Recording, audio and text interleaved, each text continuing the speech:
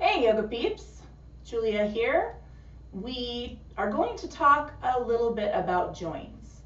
As my yoga comes from or is informed by Viniyoga principles, it's really important to note that your joints are not designed to hold your body weight up.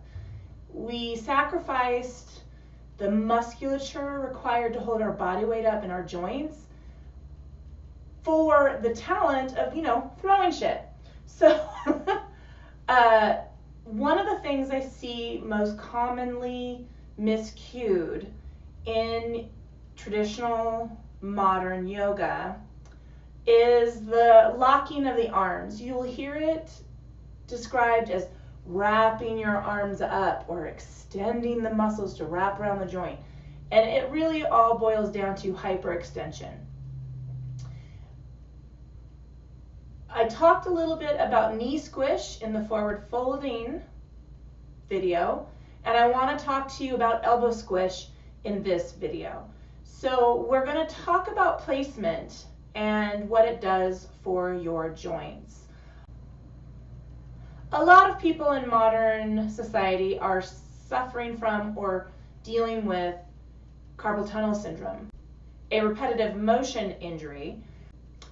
I had instant carpal tunnel happen to me when an airbag blew up in a car accident and broke my wrist.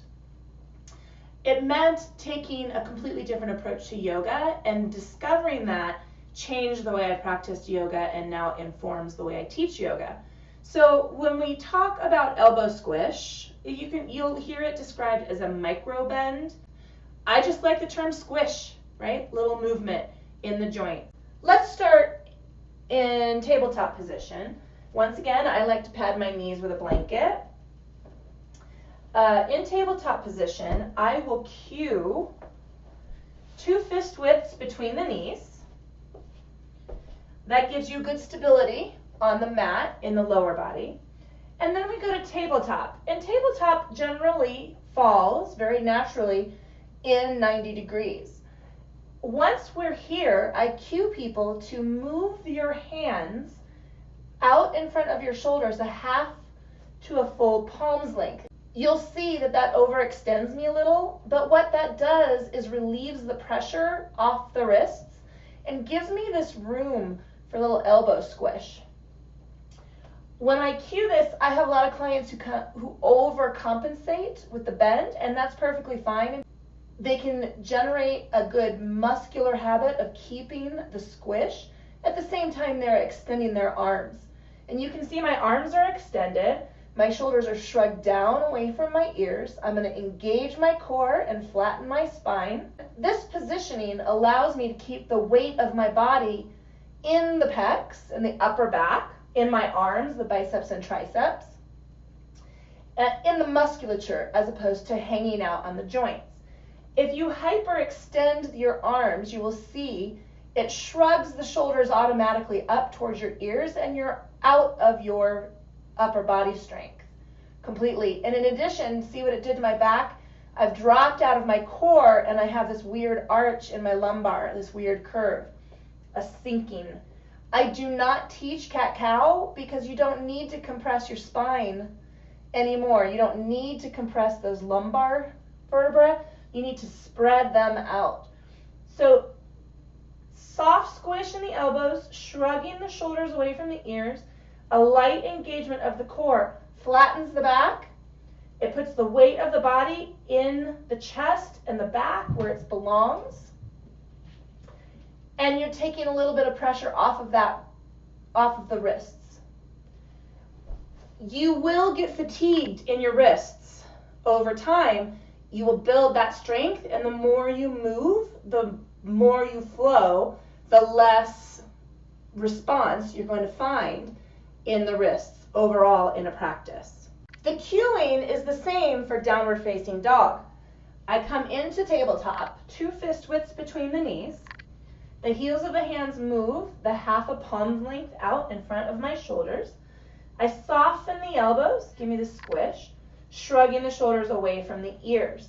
I'm going to tuck the toes, press up into the feet, Notice I still have some squish here in the elbows, and my shoulders are shrugged down and open toward the ribs. I'm going to step forward to the balls of my feet.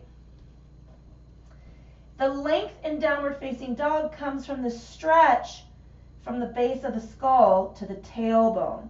So you'll see I've got a soft bend in the elbows and a shrug down. I'm powered into my upper body.